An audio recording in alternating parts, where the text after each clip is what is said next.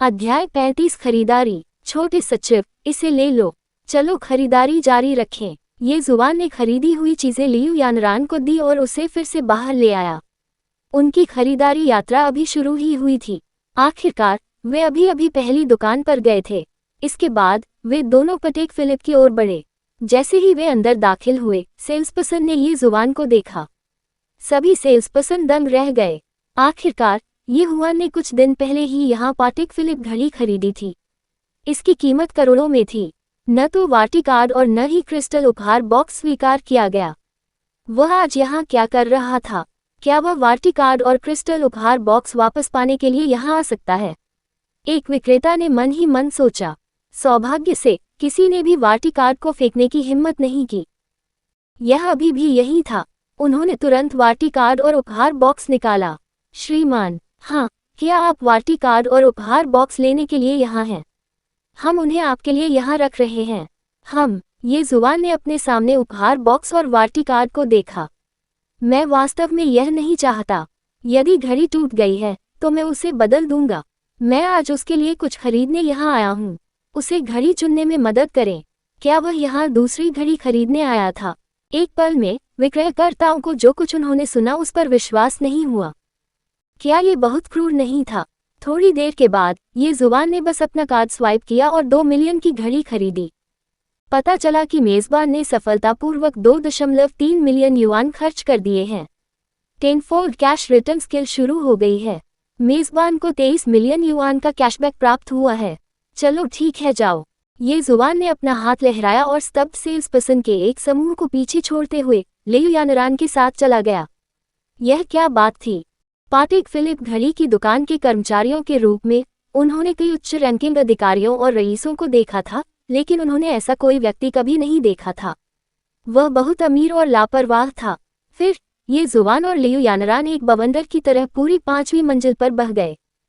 उन्होंने कई दुकानों में प्रवेश नहीं किया, लेकिन जब तक वे प्रवेश करते वे कम से कम 10 लाख खर्च करते।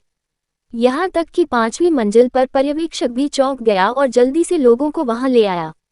जब उसने देखा कि ये जुबान के हाथों पर कब्जा हो गया है तो वह जल्दी से वहां से चला गया। सर, मिस, हम इसे आपके लिए ले आएंगे। इसी दौरान आसपास की दुकानों के स्टोर मैनेजर प्रवेश द्वार पर आए। उन्हें स्वाभाविक रूप से खबर मिली कि आज ऐसा कोई टाइकून आया है। वह सचमुच बहुत अमीर था। वे तुरंत आगे आए। सर, क्या आप अंडर आर्मर शॉप देखना चाहेंगे? मैं गारंटी देता हूं कि आप संतुष्ट होंगे। सर, मैं एलवी का स्टोर मैनेजर हूं। आप हमारी दुकान में आकर क्यों नहीं देखते? यहाँ पूरा रास्ता चलने के बाद आपको प्यास लगी होगी, है ना? हमारे यहाँ बेहतरीन कॉफ़ी मिलती है। सर, आप कई ग्राहकों ने सामने का नज़ारा देखा तो हैरान रह गए। आमतौर पर जब वे दुकान में प्रवेश करते थे तो मैनेजर बगल में कॉफ़ी पीता था। यह विक्रेता ही था जो उन्हें कपड़े खरीदने के लिए लाया था। लेकिन आज इन विलासिता के सामानों की दुकानों के प्रबंधक वास्तव में बाहर आ गए थे। वे दुकान के प्रवेश द्वार पर ग्राहकों का आग्रह कर रहे थे। अरे बाप रे! यदि उन्होंने इसे अपनी आंखों से नहीं देखा होता तो उन्हें विश्वास नहीं होता कि क्या हुआ था। फिर ये जुबान के कर्म पूरे 5वें तल पर फैल गए। सभी ने ये जुबान की ओर देखा। वह अब केवल एक व्यक्ति नहीं था, इसके बजाय वह भाग्य का चलता फिरता देवता था। ये जुबान के अलावा लियू यानरान को लगा जैसे उसके मूल्यों को उलट दिया गया है। क्या वह विलासिता का सामान या किराने का सामान खरीद रही थी? यंग मास्टर, मुझे लगता है कि मैं इसे अब और बर्दाश्त नहीं कर सकता। हमने बहुत ज्यादा खरीदा। लियू यानरान ये जुबान के पास फुसफुसाए। फिर ये हुआन ने लियू यानरान की ओर देखा और अपने होठों को मोड़ लिया। कितना बेकार! लियू यानरान भ्रमित थी। बेकार? यह ठीक है, उसने स्वीकार कर लिया कि वह बेकार थी। कुछ और चीजें खरीदने के बाद ये हुआन और लियू यानरान ने अपने सामान बदल दिए, खासकर लियू यानरान। उसे अब एक गहना कहा जा सकता है। यहाँ तक कि वे युवतियाँ भी जो मुंह में चांदी का चम्मच लेकर बड़ी हुई, उनकी तुलना नहीं कर सकी। ठीक है, यह इसके बारे में है। ये जुबान और लियू यानरान ने अपने बैग उठाए और नीचे चले गए। प्रबंधकों ने उनका अनुसरण किया और उन सभी ने सिर हिलाया और प्रणाम किया। आखिरकार उनके सामने वाला व्यक्ति इतने कम समय में पहले ही 10 मिलियन युआन खर्च कर चुका था।